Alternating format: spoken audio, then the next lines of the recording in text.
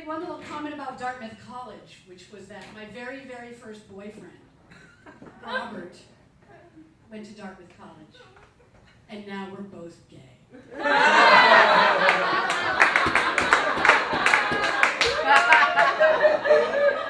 But he showed me, he's a doctor. It's true, we are, I am. I've been outed, which is good since it's kind of a gay set I'm doing tonight. But have no fear, straight people. Because I think what I have to tell you tonight sort of transfers over to your side as well. Because it begins with a well-intentioned friend, and we've all had well-intentioned friends who hand us phone numbers of people that they know, vaguely. And with the caveat, well, I don't really know her, but she's Jewish, she's single, she wants to meet new people. Cool. So I did, because I'm single. And I figured, hey, what's a cup of coffee, right? So I call her, and she picks up the phone. She's like, hey, you know, I'm very excited to hear from you. I really want to meet you, but I can't meet you this weekend. Now, she could have stopped there, but she didn't. She went on to say, I can't meet you this weekend because I'm going to Vermont skiing with my ex-girlfriend. Well, it's not like we're trying to get back together. It's just that, well, see, it's really funny because we reserved the place before we broke up, and neither one of us really wanted to give it up, so we're going to go. Is that okay? You know, so that's the story. Now, she could have stopped there. But she didn't. Instead, she took me on a journey of their love. How her profile ended up randomly in her Match.com inbox. How on their first meeting over soy lattes, they realized they had so much in common, like their love for Provincetown and kayaking. How they spent so much time together that the next thing they knew, they were looking at condos in JP.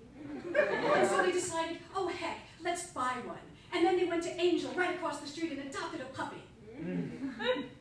And then that's when their dream turned into the nightmare. That's when the fights began. That's when the infidelities started. That's when the breakup occurred. But then also when they realized that what they had was so special that they were going to give it a second chance. A tragic, tragic second chance. And then the infidelities continued. The affair with the coworker happened. The custody battle over the dog. They decided the only way they can get over the chasm that was between them from the breaking of this trust was to put the river there. So they sold the condo in JP for far less than they paid for it. One of them moved to Somerville, the other to Roslindale. And there, without even tea accessibility between them, they realized that what they were missing was not the love they shared, no, but the friendship. The trust, the good times, the laughter.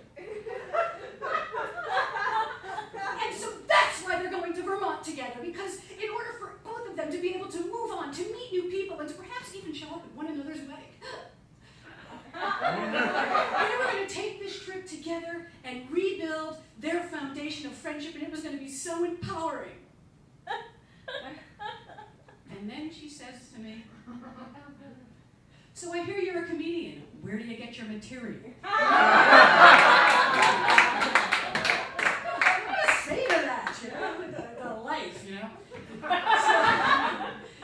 So she says to me, you know, now I think about it, I don't know if I could ever date a comedian. I mean, I'd hate to end up a punchline.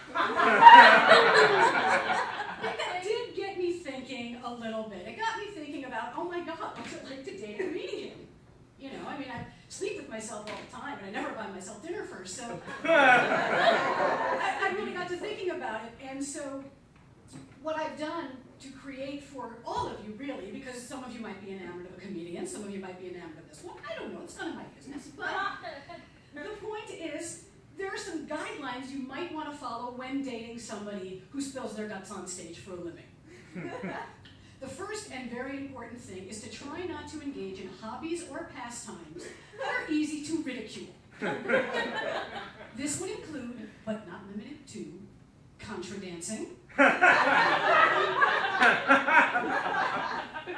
craft making of any sort. You are not an artisan. If you find yourself on Thursday night in a basement playing a game game that involves role-playing a non-standard deck of cards and a 10-sided dice?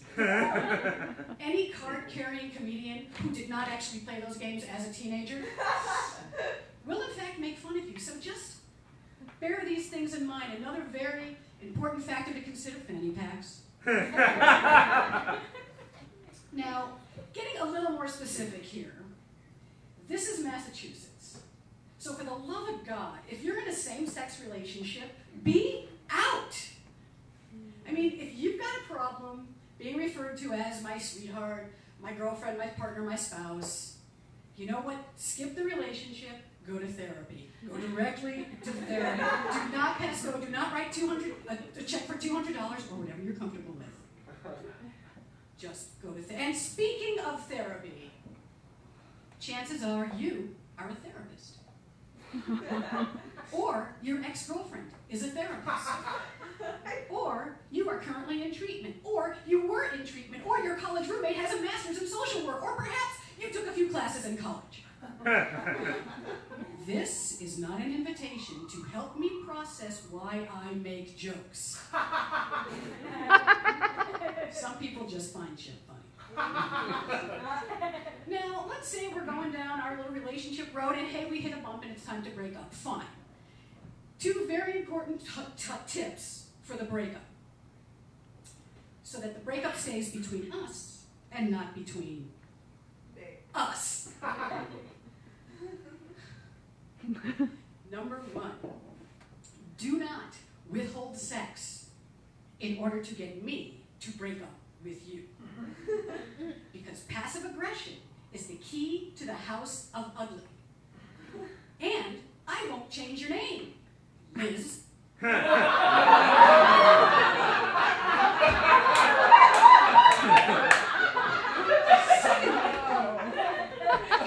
slightly more importantly, do not choose the day of a major life event, such as the loss of a job, a cancer diagnosis, or the death of a parent to break up.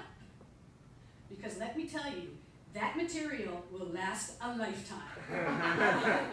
And I won't change your name. Liz. Bickford. And one last word, and I do mean last word, Subaru. Alright, I'm out of time.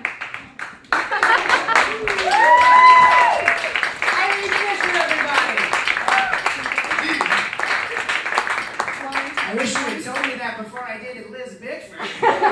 She's a whore!